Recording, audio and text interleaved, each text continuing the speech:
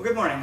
1 Peter chapter 2, and we're looking at the last half of that chapter, from about verse 10 and down to the end of the chapter.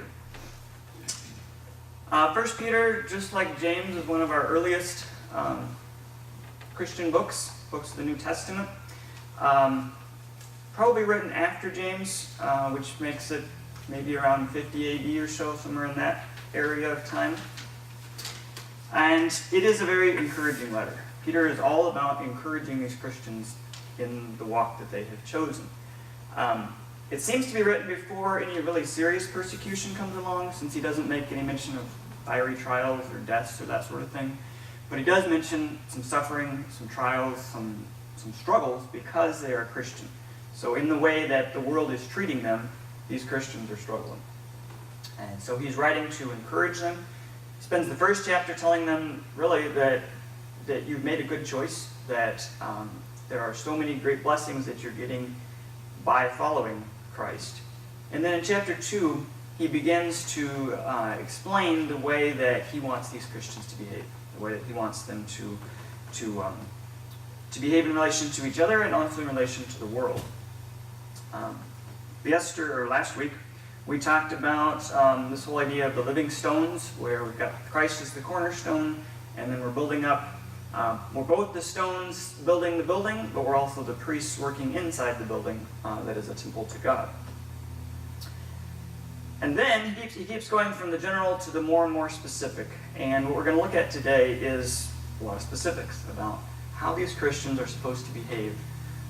Here, particularly in regard to people outside of the church.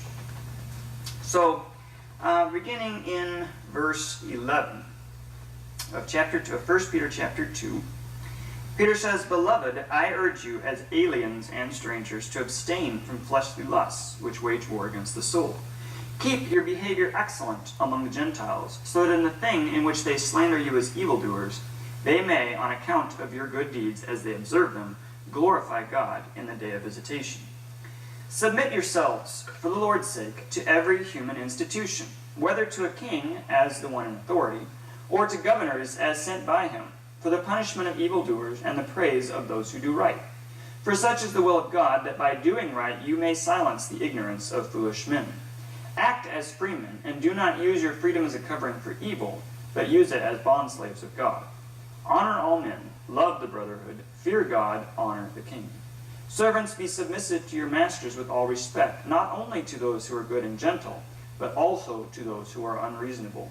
For this finds favor, if for the sake of conscience toward God a man bears up under sorrows when suffering unjustly.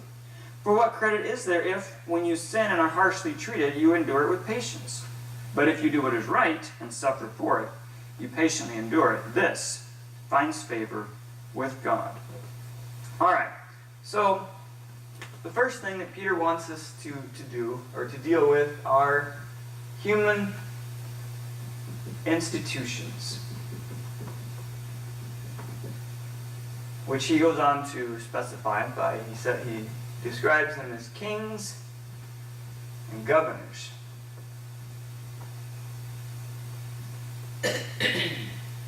So, clearly we're not talking about the church here. We're talking about the society within which these Christians live. And they have to deal with it one way or the other. It's around them. The church is not part of the world, and yet it is in the world. And we have to deal with the people around us. And we have to deal with authorities greater than ourselves. So, Peter wants to tell them there are ways as Christians to behave towards these institutions. And he tells us that for Jesus' sake, you're supposed to submit to them. So, and Peter repeats that several times through this passage. Really what he's getting at is that the cause of Christ, which you have accepted, which you have followed, which you've given your allegiance to, should not lead to zealotry or revolutions. Being a Christian is not about leading a revolution. This is not supposed to change the way that you relate to the people, to the authorities around you. He talks about the king or the emperor. If he's the one in authority, you submit to him. If it's in a governor, that is over your particular region, you submit to the governor. And look at how he describes him in verse 14. Governors sent by him, by the emperor, by the king, for the punishment of evildoers and the praise of those who do right. And I always look at that and I think, wait a minute, Peter.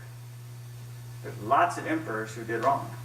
And there are lots of governors that he sent that were corrupt and unjust, and we're not the kind of guys that you are describing. And yet, so Peter, you seem to have this ideal that, the king is going to be a good king, and he's going to send good governors that's going to make good laws, and they're going to be just, and so Christians aren't going to have any difficulty dealing with them. Of course you should submit. And I look at that and I think, wait a minute, Peter, but that's not how it works. In the Roman Empire, well, there were a great many corrupt and bad rulers and governors.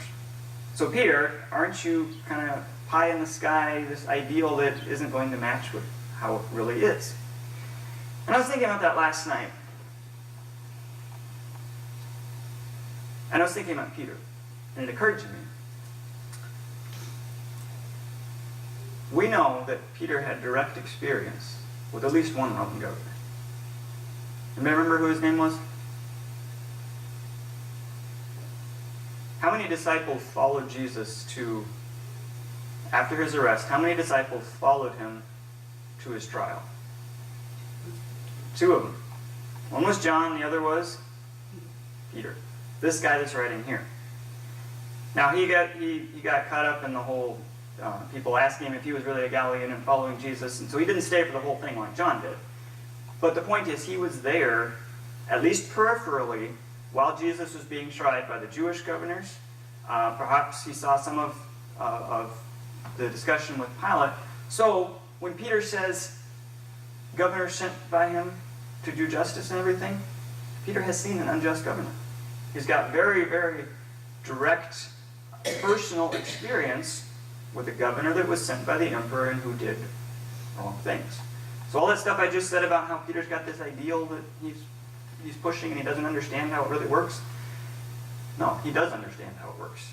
He watched Pilate deal with Jesus, condemn him to death, a man that Peter knew was innocent and that Pilate knew was innocent. Pilate said so publicly, this man is innocent. And yet he condemned him to death. So, can Peter say, you need to be in submission to authorities and understand that sometimes those authorities are unjust and wrong?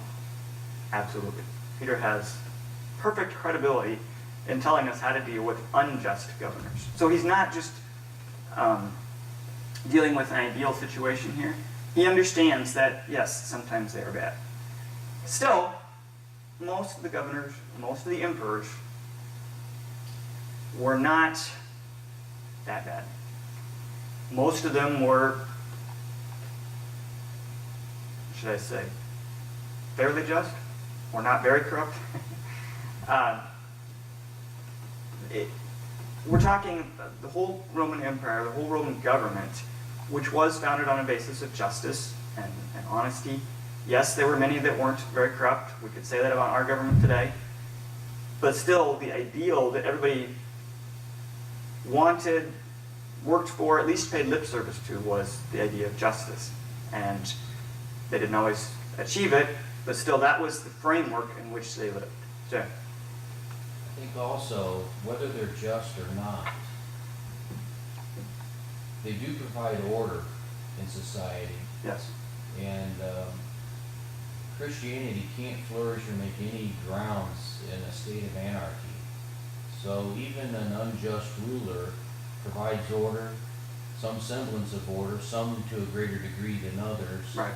But while they're able to be in control, they are providing some order in society, some protection from outside enemies, some semblance of the maybe most cruel and wicked in society being incarcerated or punished in some manner, so that at least there's some order of peace in society where the gospel can flourish and others can be converted to Christ, even if they're not very good. Right.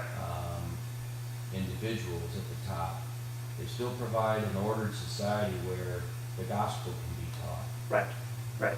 Even a corrupt governor provides some semblance of order, some amount of justice, at least to keep the pickpockets off the streets and that sort of thing. And yes, an orderly society, even if it's not as just as it ought to be, is a better society really for everybody, and particularly for the spread of Christianity. And the goal here really is not so much about, Peter isn't really concerned about whether the governor is just or not.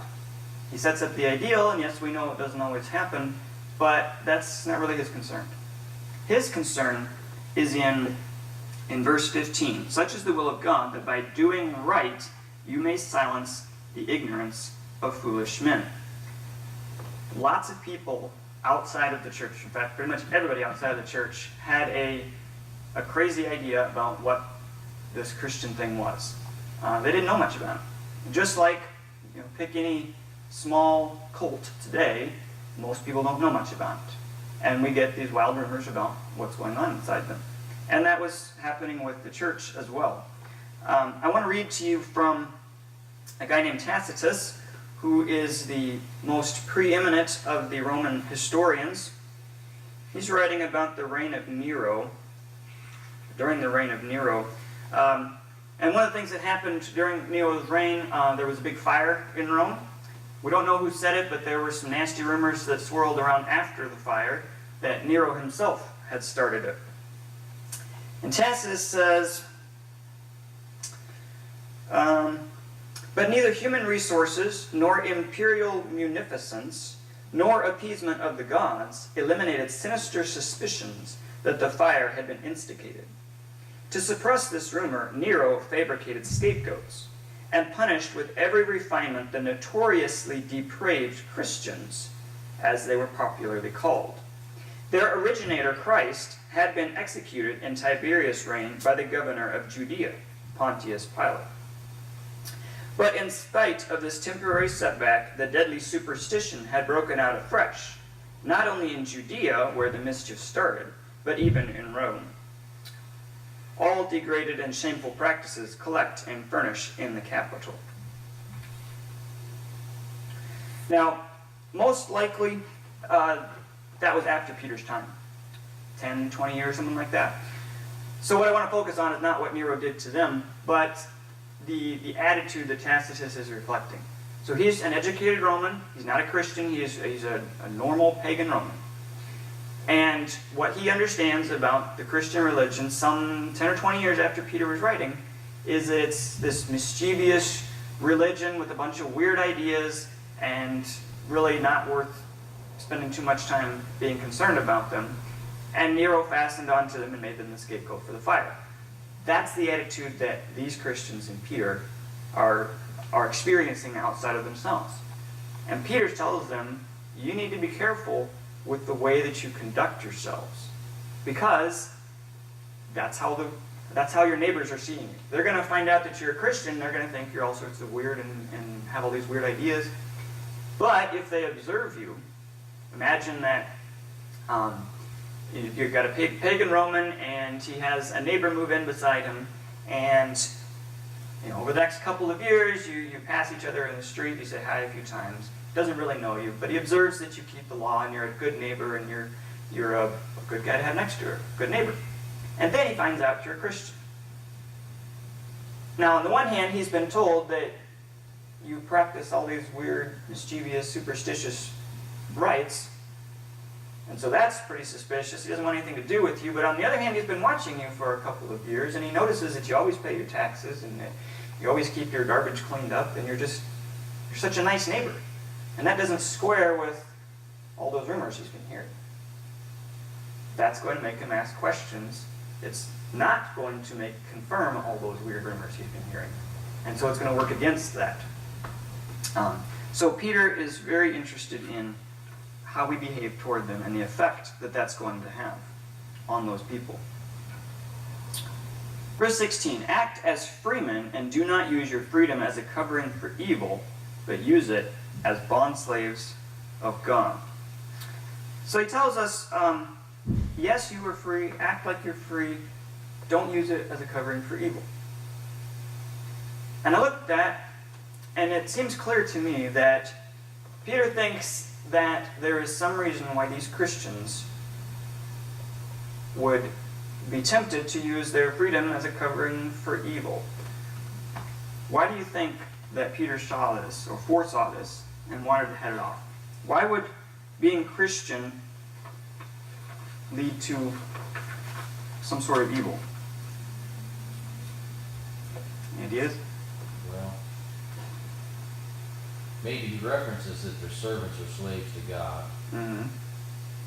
So there's the recognition that they serve a power that's not the human institutions. They would believe that the God they serve is greater and beyond human institutions. This make them feel so liberated from the earthly power, serving a greater power, that they would exercise freedom to where they would not follow the laws or feel themselves above the laws. And so they would maybe conceal their disobedience to the human institutions because they really don't have to pay taxes. Jesus himself, they might recall, said that they really weren't obligated, but so as not to cause an offense. Right. And then he sent Peter down to get the tax out of the fish's mouth. Right. So they may feel so emboldened in their liberty that they have in Christ and being slaves of God that they aren't feeling compelled to submit to human law. And that would be a disgrace on the name of Christ. Right. So as God's slaves, they should use their liberty, live like they are free, and understand that, but yet still submit to human institutions. Right. One of the strong messages of Christianity is that your allegiance is not to where it used to be, to your family, to the king, to all those normal human institutions. Your allegiance is now to God. And of course God is much higher than any of those things. So it's not much of a leap of logic to say, well, my allegiance is to God now. He's the only one that can judge me, therefore all these laws and regulations and rules and expectations that don't come from God, now I'm a Christian, I don't need to do them anymore. I don't need to pay attention, I don't need to act that way. You could certainly make that argument. And Peter wants to head it off before it can even get started and say, wait, just because you're a Christian, just because you have that freedom in Christ, doesn't mean that you are exempt from normal, everyday society expectations. So yes, very much so that he wants them to make sure that they behave properly and don't get that confusion of loyalties to cause problems that it doesn't need to cause, is really what Peter is getting at. Yes, there are times when we have to choose between God and man, but you can be a good Christian, that's what Peter wants them to be, and still be a loyal subject of the emperor. And he repeats that again with verse 17. Honor all men, love the brethren, fear God, honor the king. So just because you're a Christian doesn't mean that you have any less obligation or respect towards the king or the emperor. You are in exactly the same situation as far as the local government now that you're a Christian as you were before you became a Christian. Then he gets into this discussion of servants in verse 18. Servants or slaves, be submissive to your masters with all respect, not only to those who are good and gentle, but also to those who are unreasonable. This is something that was very important to the Romans. This is something called a household code. It's not something that was all that important to the Jews. But as you go through the writings of both the ancient Romans and the ancient Greeks, the household was extremely important to them. It was, as far as they were concerned, it was the foundation of society, the relationship between the father, the wife, the children, and the slaves. If it was properly ordered in the family, in the household, because the family, it included both the family and the slaves. If it was properly ordered there, then it would be properly ordered in society, and a properly ordered society is a strong society. That was the Roman ideal, and probably, I'd say it was even more important to the Romans than it was to the Greeks. Jews didn't really emphasize that, but these are Christians who were living in a Roman society. So they're going to hear a lot about how the household is supposed to be. And so in the New Testament, both Paul and Peter spend some time giving Christians a household code. And that's what, code not meaning a mystery or something like that, but code is in a set of laws. So a household code,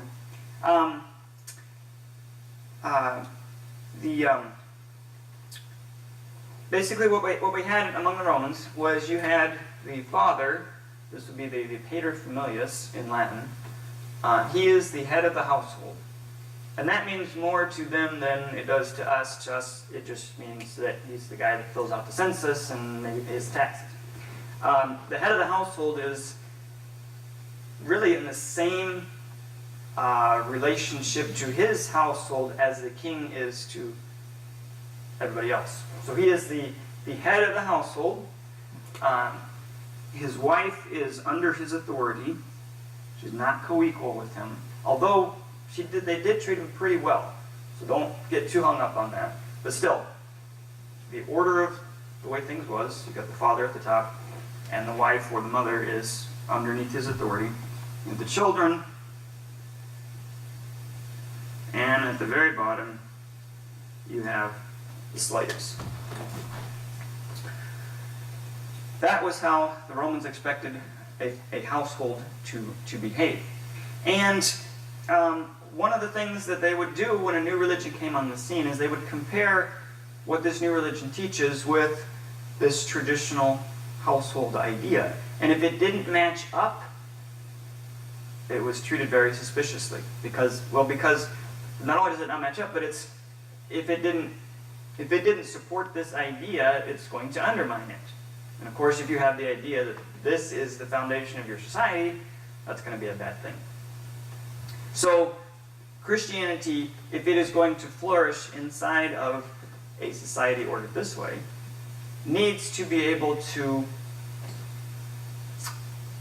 provide a household code that Christians can follow, which is not going to raise more alarm than it needs to among the Romans.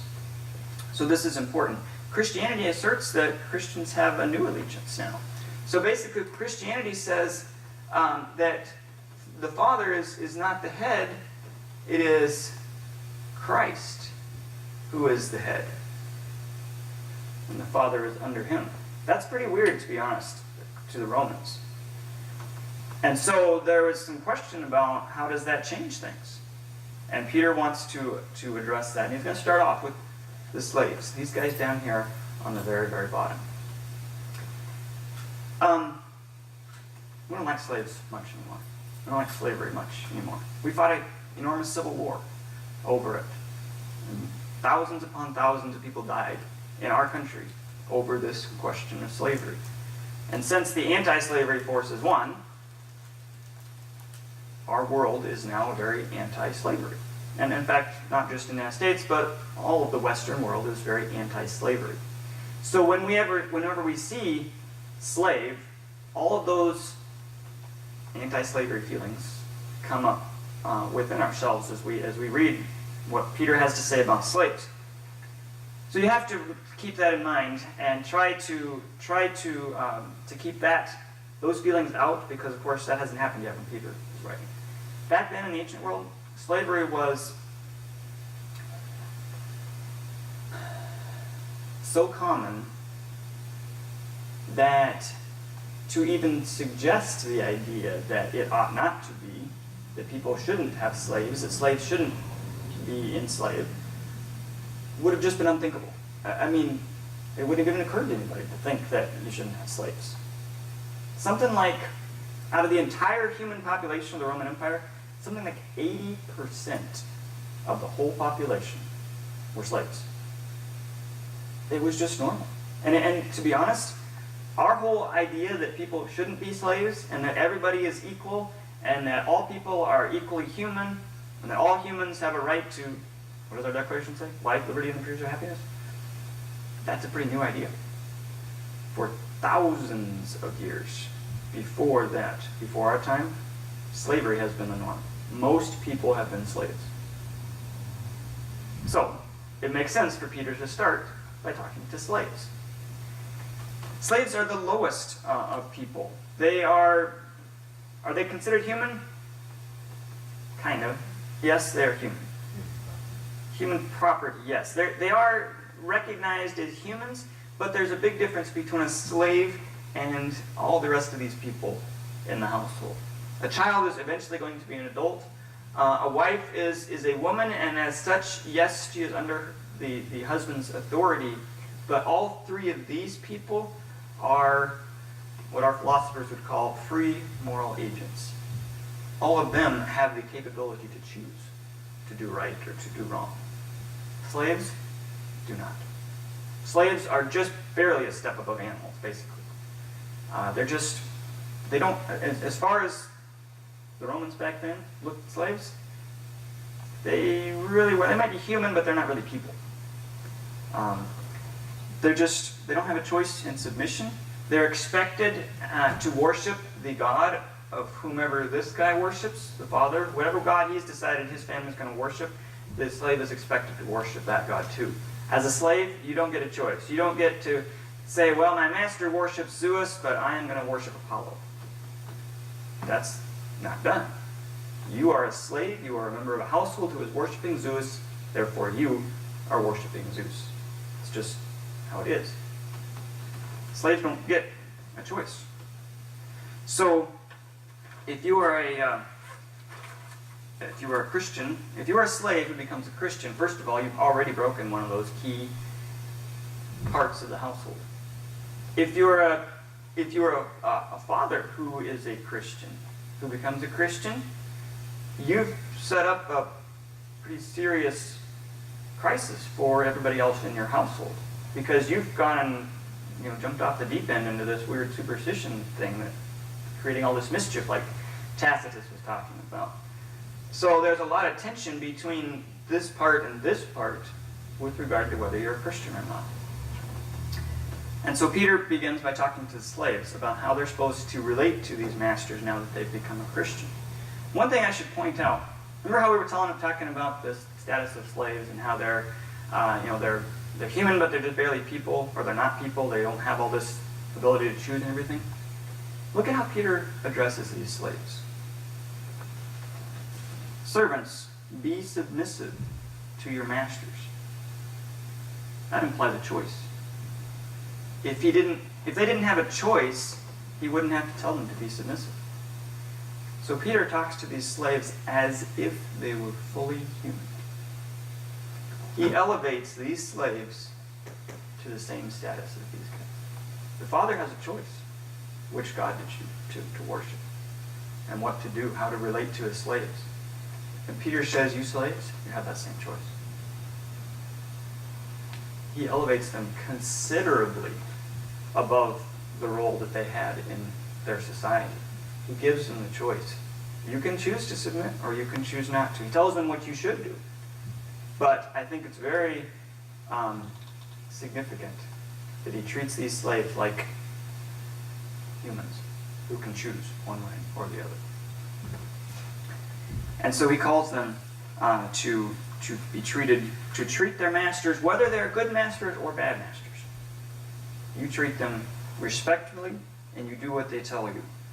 Again, that's a message of elevation there. A non-person, think about this for a second, a non-person can't be treated unjustly. I can't treat my toaster unjustly. If I get a new toaster and I throw out the old toaster, that's no disrespect to the old toaster because it's just a toaster. Even if I get a new dog and I don't treat the old dog with as much affection as I used to, nobody would look and say, well, you're not being unjust.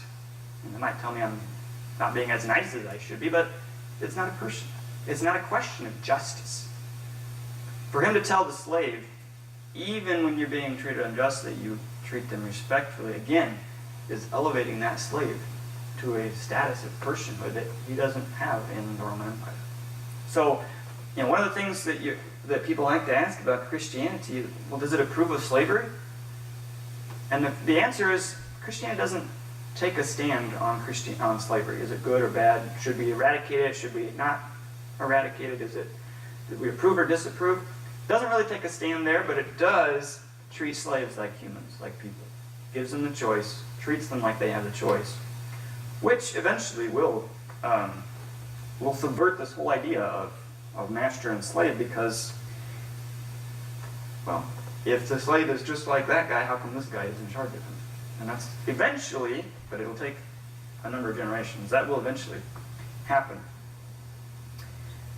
Christians are called to follow the crucified Christ. Jesus Christ, who died a slave's death.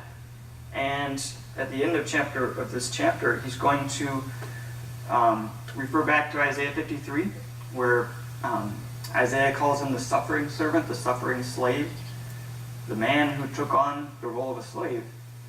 And that's who you're following. So Christianity takes slavery, doesn't say it's wrong, doesn't tell Christian masters to not own people anymore, but it does elevate slaves to a much, much, much higher role than they've ever had before. Okay. You think it'd be improper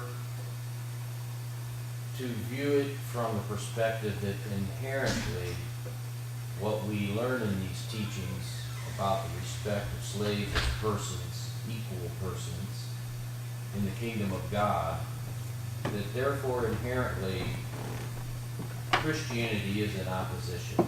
So through generations, it does become overturned in the mind of the Christian, that it is inherently opposed to slavery.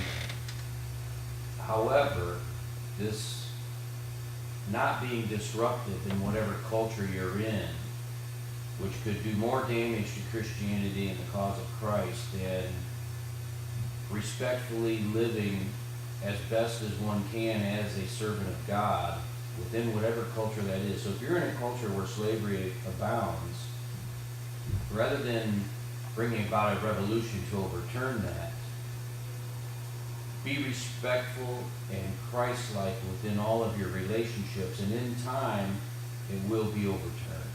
I think that is absolutely right.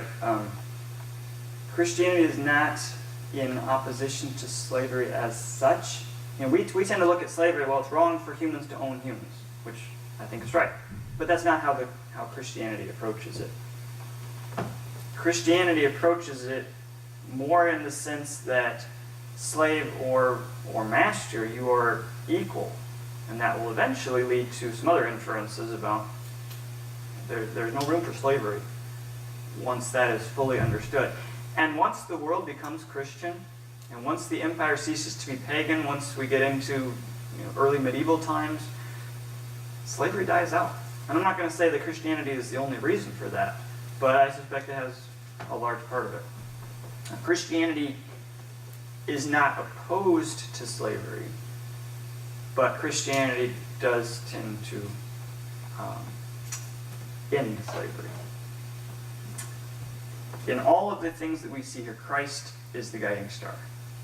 These people used to look to the Father as the leader, as the head, and now it is Christ. The slave, you were to look to Christ, and because Christ was that suffering servant like he was in Isaiah 53, because Christ was that sort of person, because he set that example, you slaves aren't supposed to be a revolutionary leading a tremendous change in how the world behaves.